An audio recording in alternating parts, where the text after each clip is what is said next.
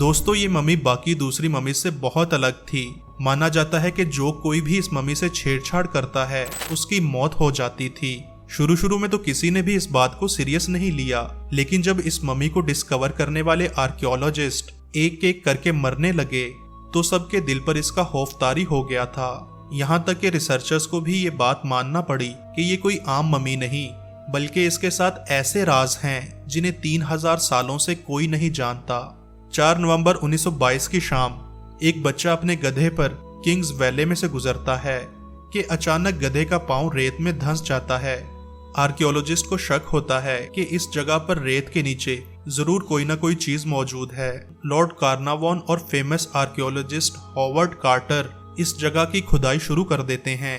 जैसे ही आर्कियोलॉजिस्ट इसके अंदर दाखिल होते हैं तो उनकी हैरानी की कोई हद नहीं थी, क्योंकि ये चैम्बर सोने और कीमती खजानों से भरा पड़ा था। इन खजानों की कीमत कम से कम $1 बिलियन थी, जिसमें सोने के मुजस्मे, आर्टिफैक्ट पीसेस और बहुत सारे कीमती पत्थर शामिल थे।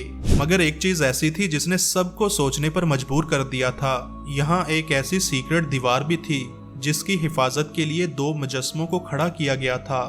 कोई भी नहीं जानता था कि इस दीवार के पीछे क्या हो सकता है। आखिरकार बहुत सारे मीडिया की मौजूदगी में 16 फरवरी 1923 में इस दीवार को गिराए जाने का फैसला किया जाता है, जिसे रस्सी की मदद से 3000 साल पहले बंद किया गया था। इसे खोलते ही अंदर से तूतनखामून की टॉम्ब मिलती है और तूतनखामून की मम्मी पर सोने की बहुत सारी केसिंग्स भी थीं। इनमें से एक एक गोल्ड केसिंग की कीमत मिलियंस ऑफ डॉलर्स में थी। लॉर्ड कार्नावॉन और हॉवर्ड कार्टर तूतनखामून की मम्मी को खोलना शुरू करते हैं।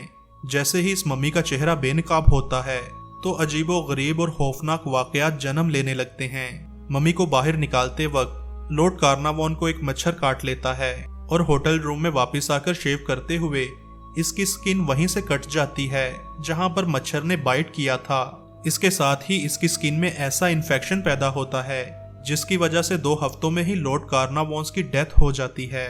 कार्नावॉन के मरने के बाद एक ब्रिटिश रेडियोलॉजिस्ट तूतनखामून की मम्मी के एक्सरे करने के लिए उसको छूता है। इसके फौरन बाद ही वो बहुत बीमार पड़ जाता है। उसकी बीमारी किसी की भी समझ में नहीं आती, यहाँ तक कि उसकी भी मौत हो जाती है। उस वक्त का मीडिया ये खबरें छापता है कि तूतनखामून मम्मी के कर्स ने इन दोनों को मार दिया है। लोग इन खबरों पर तेजी से यकीन करने लगते हैं क्योंकि मौत का सिलसिला रुकता नहीं और 1928 में आर्थर मेस, जो कि इस एक्सकवेशन में हिस्सा लेता है, वो भी मारा जाता है। ये बात सिर्फ आर्कियोलॉजिस्ट और उनकी टीम तक महदूद नहीं रहती। एक इजिप्शियन प्रिंस जैसे ही तूतनखामून की टूम्ब विजिट करके अपने घर वापस आता है तो इसकी बीवी इसको गोलियां मारकर कत्ल कर देती है।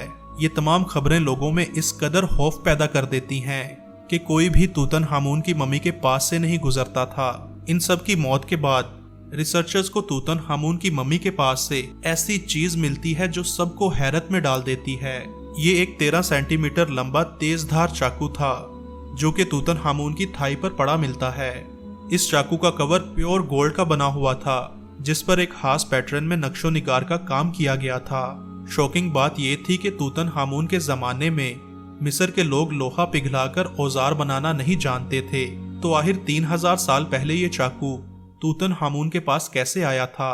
इससे भी हैरानकुन बात जिसने रिसर्चर्स को बहुत परेशान कर दिया था वो ये थी कि इस चाकू में जो लोहा इस्तेमाल किया गया था वो जमीन के लोहे से बिल्कुल अलग था। टेस्ट करने से ये बात सामने आती है कि इस चाकू में इस्तेमाल होने वाला लोहा मेट्रियोइड्स में पाया जाता है। इस मम्मी के पास ऐसा चाकू कहां से आया जिसका मटेरियल हला में बिखरे हुए मेट्रियोइड के मटेरियल से मिलता है। इस डिस्कवरी के बाद लोगों में और भी खौफ पैदा हो जाता है। मगर दोस्तों, दूसरी तरफ ऐसे लोग भी मौजूद थे जो इन तमाम डेथ्स को सिर्फ इत्तेफाक समझते थे, क्योंकि हॉवर्ड कार्टर, जो कि इस टूम्ब की खुदाई का अहम मेंबर था, वो इस डिस्कवरी के 16 साल बाद तक भी जिंदा रहता है। अगर ये मम्मी का कर्स होता तो उसे भी जरूर मारे जाना चाहिए था। इसके अलावा खुदाई के दौरान वहां पर 58 लोग और भी मौजूद थे जिनमें से किसी की भी डेथ उस टाइम में रिपोर्ट नहीं की गई। आखिरकार एक American Canadian magician James Randy ने मम्मी कर्स स्टोरी का राज पूरी तरह से फाश कर दिया। जेम्स रैंडी कहते हैं कि जब इस चैम्बर से मिलियंस ऑफ डॉलर का खजाना मिला तो आर्कियोलॉजिस्ट की टीम और गवर्निंग बॉडीज ने मीडिया की टीम को कवर करने से रोक दिया था। ताकि इन खजानों की इंफॉर्मेशन बाहर ना पहुंचे।